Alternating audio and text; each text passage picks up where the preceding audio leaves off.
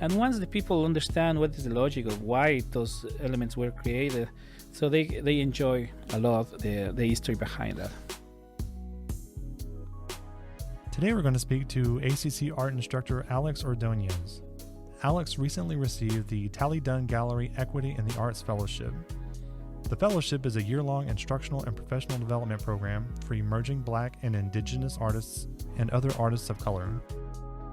So, describe for me what this fellowship is.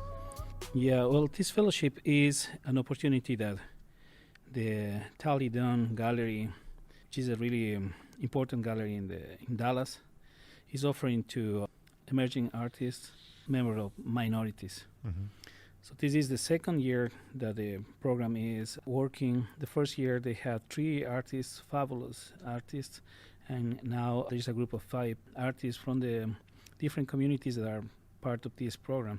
The idea is helping to understand how is the logic and the mechanics of working with a gallery for all these artists, so they can kind of enter in that. Kind of introduce them to the process of being in galleries and doing exhibits and showcasing their work, more or less. Yes.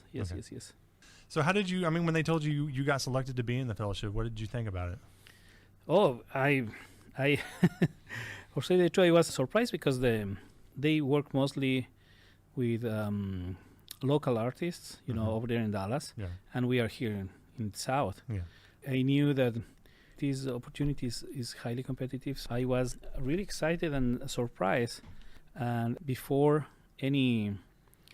accepting the award, I needed to talk with them and make sure that they are going to work with me even if I am not in the same city. Okay. Yeah. So I needed to clarify that with them, and they I don't live in Dallas, so it might be a challenge to get. Yes, and for say the truth, after they start the work during the pandemic, they are kind of used to work with Zoom meetings, and they just saw that as something natural that now is happening. Mm-hmm. So it was not an issue for them. Okay. What are you going to get from the fellowship? Like, what are they going to provide for you? Yeah, well, we are going to hold several events of conversations, once a month. And we are going to explore different sides of what is working with the gallery. The first event, which will happen in January, will address the issue of how to price the art, for example, how to reach the galleries, and how to identify galleries that work together or work in the same style and concept that the artists are working. That is just small part of the work. The other sides of the other lessons that I am going to get from this fellowship is, for example, everything that involves the shipping of art, installation of art, the transportation. Also, there is another topic that we are going to address, which is connecting with other different galleries. And that is something really useful, because if this gallery, for example, is not necessarily identified with the art that I do, in all these events that we are going to have, other people from other different galleries will be involved in that. So so there is a big chance that other galleries show interest in my art and the art of any of my other fellows that are participating in the program. So what did it mean for you personally to receive this fellowship? Oh, that is something really incredible that I think is happening right now. I am an instructor here, and most of the time I am working, preparing lessons, and some other administrative topics that we manage here. So I have limited time to work on my art, but it's part of my professional development, working with my art all the time. And I don't have the same amount of time that other artists have to feature and put all the art in the media, and social media and things like that are the most important thing. So having the opportunity that somebody recognizing and noticing the value of my art, that really impacts in the way that I feel when I'm making art, because there is a feedback that is super positive, especially coming from this prestigious gallery. So that's something that makes me extremely excited. I have a lot of things in my mind, and I'm hope just will have the time to complete everything that I'm thinking. Okay. So tell me about your art. Like, you've been an instructor here for quite a while. Yeah, well, I am actually alumni from ACC. Okay. So I started in the art classes back in 2006. Okay. Yeah. So it had been a journey. Mm-hmm. My first classes on ceramics I got with Dennis Lavalli, which is the chairman of the art department here. Mm-hmm. And I have been working with clay all this time. My art at this point of my career is it's kind of conceptual, but also is involving a lot of connections with my ancestral tradition. As I don't know, I am from South America, so there is a connection with my own culture there in the art that I'm doing. That is because I have this strong identity myself, and also of my previous training. You know, I was a sociologist before. I used to do sociology, so the cultural issues and elements of the society are a strong part of my art and the images that I produce. Okay. So you say you work in ceramics. Yeah. Visually, kind of, how do you put that into your art visually? Because I mean, it's a lot to take your identity, yes, and make it a part of your artwork. So kind of, if you can, kind of explain how you infuse that into your artwork. Yeah, so let me talk about one of my series of art. It's named Cultural Epistemology. So I start doing this art because I understand that in the development of anthropology, which is a social science, at the beginning of anthropology, it was created in Europe at the beginning of last century, and it was created as a science to study primitive cultures. So to start, or at the beginning of anthropology, it has a really strong prejudice content in the class. A heavy Eurocentric view, more or less. Eurocentric, exactly. So I was trying to make a social commentary about that, because when you learn anthropology, you'll learn all these different systems and ways to understand and make interpretations of different cultures. And what I was thinking is, well, even though you have all this methodology, all these methods, scientific method, which is the epistemology to create, to make an interpretation of a cultural fact, there is a lot of elements that are outside the understanding of the scientists because of the nature of how this science was created with this Eurocentric perspective. So I decided to create metaphor of that in an image. So I create ceramic cube and several other shapes connected with cubes, like rectangular prisms. And I develop carving in the cubes that is Native American design. Okay. But the carving is spread in all the 6 faces of the cube. Okay. Yeah, so you can, if you see a piece, you can see one segment, maybe 2 segments. You kind of see distorted the 3rd segment, but you cannot see all of them at once. So that's kind of the metaphor that I'm looking for. In other words, to see the whole thing, you have to look at it entirely by turning it and looking at different facets of it. Yeah, to get the whole picture of it. And even though you can go around and then forgo the other one, you can't see all of it at the same time. You cannot see at the same time. That is kind of the metaphor that I'm saying.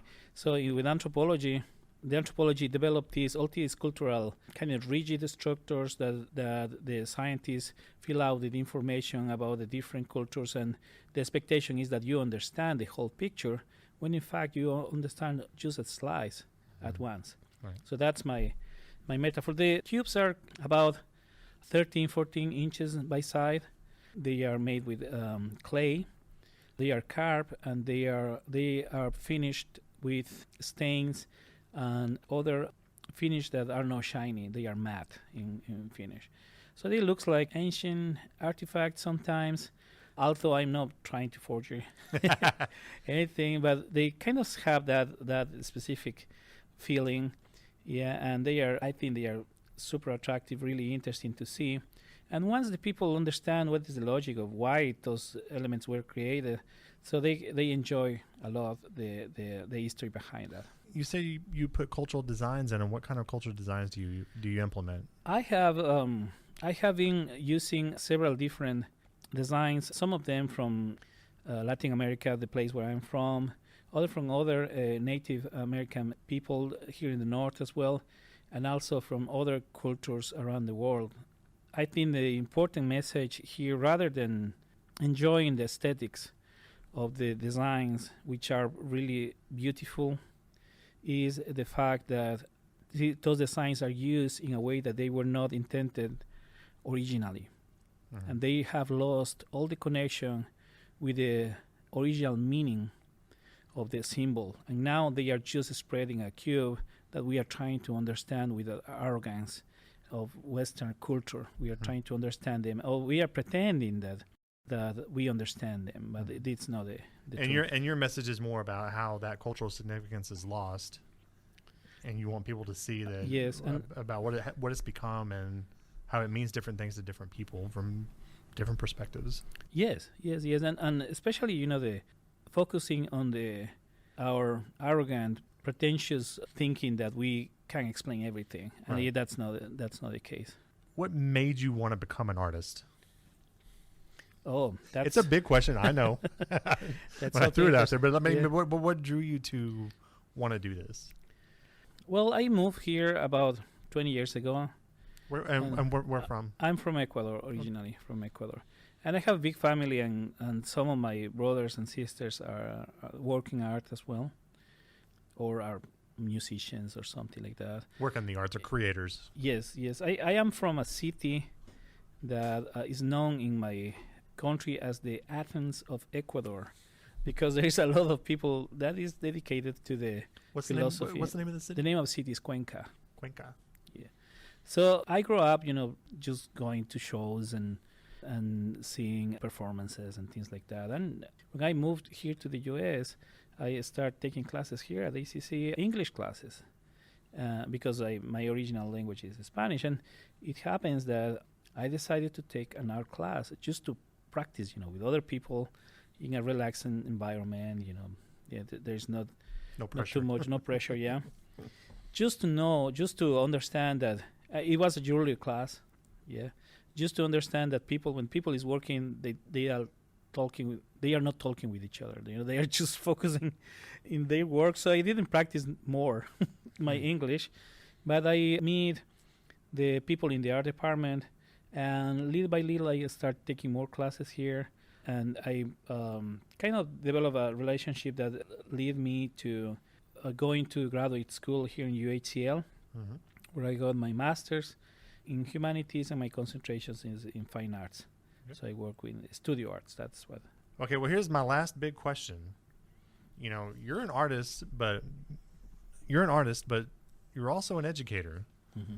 So all of this research that you've done and all this culture that you've tried to incorporate in your work, how do you try to pass that on to your students? Now, I mean, you're not going to pass on your art to your students, but how do you pass on that sort of curiosity to your students when you're trying to teach them about the fundamentals and the basics of whether creating pottery or a painting or a sculpture? Yeah, that's a great question. Most of the process of making art now is a process of thinking rather than making things with the hands. And it is true that the demographics of our classes here are kind of really showing a big population of Hispanic students, for example, in the classrooms. And some of the contents of the classes sometimes are really Eurocentric, so there is no connection. There's divorce between what they are learning or what they are experiencing daily in their lives. And what I like to do in my classes is kind of translate that to lessons that are more connected with what we are, with what we see as how different we see the world from being from a specific different culture, but at the same time we do that celebrating the diversity. So in my classes, for example, when we discuss about the Greek canon is the kind of the most important thing that you learn when you talk about proportions and things like that. We need to make a point to see there is a different canons also from different cultures. In fact, each different culture will have an ideal of aesthetics and develop their own ideal of perfect body, for example. Mm-hmm. So that is that's how I kind of pass my way of thinking, trying to make the students get inspired with their own life experiences, rather than trying to find out art that is inspiring. Mm-hmm. So when they are doing things, I ask all the time to work with their own expectations and what they see, what they learn, what they like. If they are worried for something, and we have when we are in art critique sessions we always are trying to feedback from our own experiences. What I see, how I like the art that I'm looking at, and so on. So they can develop their own art based on their interests, on what they are. I really like the work that we do here at ACC. We are not a really populated program, but we have this different way to experience the college life. Our students are really excited and inspired and motivated to work in art, and that is kind of super important in my experience as a teacher, because that gives me more energy to keep working, to keep researching, to keep creating, and doing that for my students. Thanks for talking to us today. I appreciate it. Thanks to you too. To read this story and more, visit alvincollege.edu.